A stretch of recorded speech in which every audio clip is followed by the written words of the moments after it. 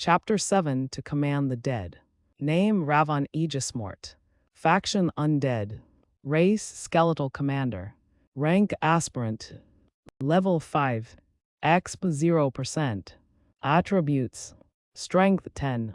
Vitality 5. Defense 10. Agility 1. Dexterity 1. Intelligence 1. Will 1. Charisma 5. Perception 1. Magic 0. Total 35. Skills: Passive Bulwark Frame. Any attribute points allocated to strength or defense are doubled upon distribution. Active Defiance of Death. Activates automatically when the user receives a fatal blow. Instead of dying, the user remains on the brink of death for 10 minutes. If the user is not healed or combat doesn't end within that time, death occurs. Cooldown 1 day. Cost: Low health triggered. Zarian stared with wide eyes at Ravan's skills. Despite lacking facial muscles or skin, the skeletal warrior somehow gave the impression of a smirk. Impressive, is it not? He asked, his voice full of confidence. Zarian agreed. He had every right to be confident with those skills, both of which would have been considered hero-worthy back in the day. Bulwark Frame was an excellent passive skill, with a similar effect to Zarian's own hero's journey, both granting increased attributes compared to a regular person. While Zarian's skill was more generalized, Ravan's was specialized in strength and defense, which suited a Shielden Greatsword user perfectly. If he invested most of his points into those stats, he'd be an impenetrable bulwark. His active skill, though, was perhaps even more extraordinary. It was a literal trump card, capable of turning the tide of any battle. The skill allowed Ravan to survive any otherwise fatal blow. Even Zarian, back in his prime, would have been forced to battle him for 10 minutes before he could win. As long as Ravan could end the fight during that window, he'd survive, making Zarian momentarily green with envy at the idea of practical immortality. If he'd possessed such a skill during his betrayal, maybe he would have escaped. Maybe he would have won. After some thought, Zarian's envy faded like footprints on a beach, replaced by purpose as he recalled the skill he now possessed. Skill activated, available skills to copy. Bulwark Frame. Defiance of Death. Skill copied, Defiance of Death. Although both skills were excellent, Zarian felt the active one would be more useful. Hero's Journey already gave him an attribute advantage, while Defiance of Death provided a powerful and unique effect that could save his life in a desperate situation. As the copied skill registered in his status, Zarian smiled and beckoned Ravan to stand. "Thank you for your loyalty," he said, acknowledging the man's earnest submission. Zarian had a strong sense of the kind of person Ravan was, and doubted the skeletal commander even knew what betrayal meant. Even so, Zarian kept his guard up. He wouldn't make the same mistake twice. "Of course, my lord." "Now tell me, am I to command a mere single soldier?" Ravan asked, pointing toward the sole skeleton Zarian had almost forgotten. "That's right, I still have some death essence to use." He turned back to the spawner and used the last of his remaining essence on more aspirant skeletons. Though individually weak, they would make a fine test run for their boisterous commander. The building pulsed once more, and 14 more skeletons, uniform in appearance, emerged and lined up in a neat row. "Walk forward," Zarian commanded. The soldiers obeyed without hesitation, walking forward until they hit the wall. "Return," he said, making them walk backward in unison. "PHFFT, ha ha ha ha." Ravan began laughing heartily at the sight. "What's so funny?" Zarian asked, confused. Ravan stopped laughing and looked at him like a teacher addressing a student. "You don't need to verbally command your forces. All undead are linked to you telepathically. All you need to do is think, and they shall obey." Zarian tried it and was surprised to find it worked. He ordered the troops to walk in a circle and jump lightly into the air. Each command felt as natural as moving his own limbs. "That's incredible," he muttered, watching the display. "Of course. And fear not in battle, so long as you issue basic commands like attack or when to save active skills, they'll act semi-independently, at least as much as an egoless undead can." Ravan continued watching the troops with approval. "Egoless?" Zarian asked. "Those without independence, pretty everyone aside from you and myself. I'll obey any orders you give me, but I don't need micromanagement to function," Ravan explained. "So you'll obey anything I say, within reason, as long as it doesn't violate my creed." Zarian stopped commanding the troops and turned to face him. "And your creed is?" "Simple.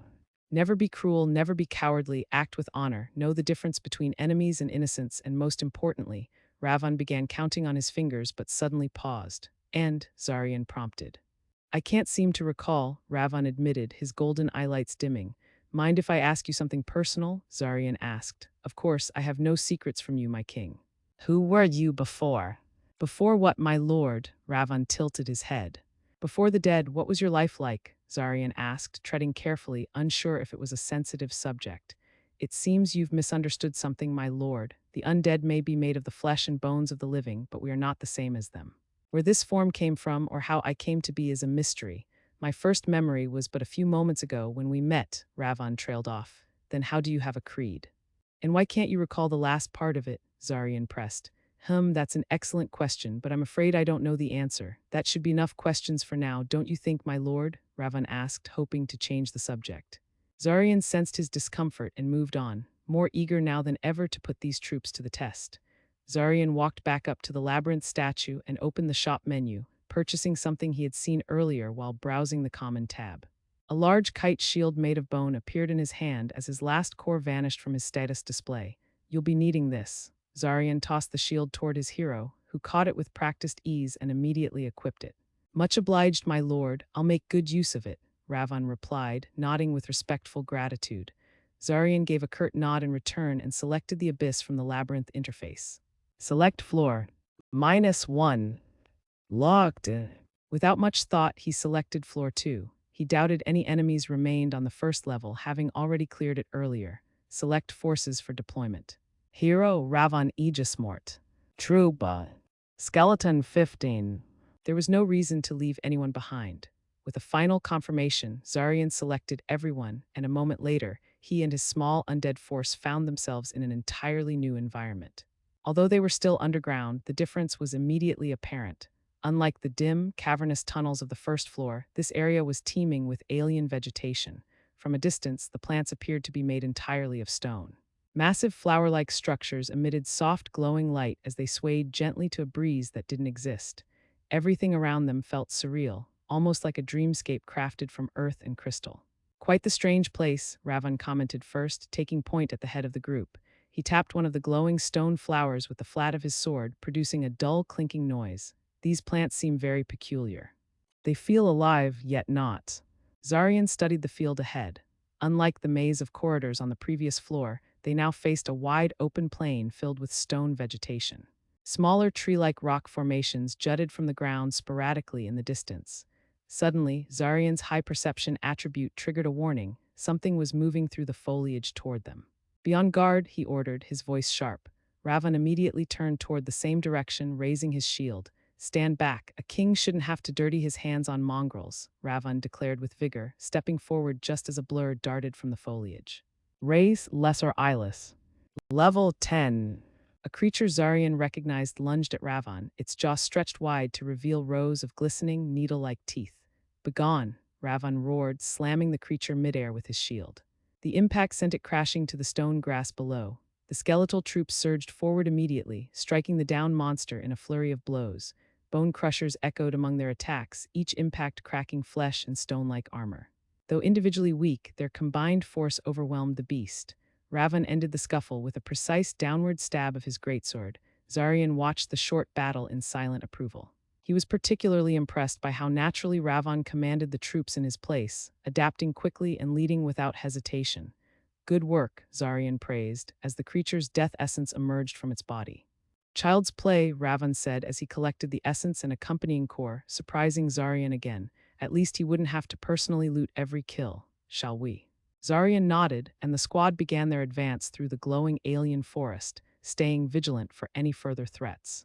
As they moved, Zarian noticed something peculiar. The skeletons had leveled up.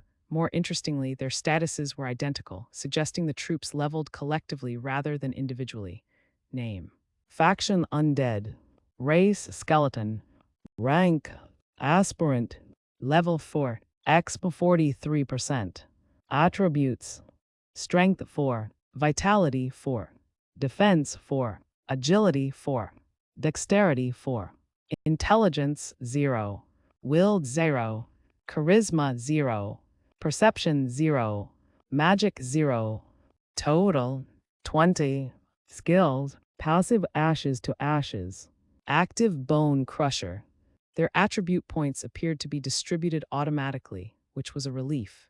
Zarian had no intention of micromanaging every skeleton's stats during combat. The journey continued with frequent skirmishes. Lesser eyeless creatures emerged intermittently from the stony growth, ranging from level 10 to 15. Ravon and the skeletons handled them with ruthless efficiency. Zarian didn't lift a finger, there was no need. Everyone leveled up steadily. Spirits high, they pressed deeper into the crystalline field until something new came into view. A structure, dark, oddly shaped, partially embedded in stone. At first it appeared like a natural formation, but as they drew closer, its features became clear. Should we investigate? Ravon asked, visibly energized by the recent battles. I see no reason not to, Zarian answered, narrowing his eyes as they approached. As the silhouette became distinct, his brows furrowed. A barn, he said aloud, voice tinged with disbelief.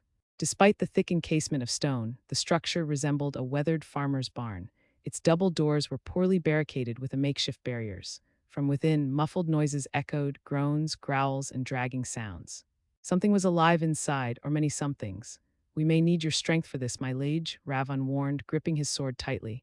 Of course, it's getting boring watching you get hit, Zarian smirked, stepping toward the barn doors with purpose.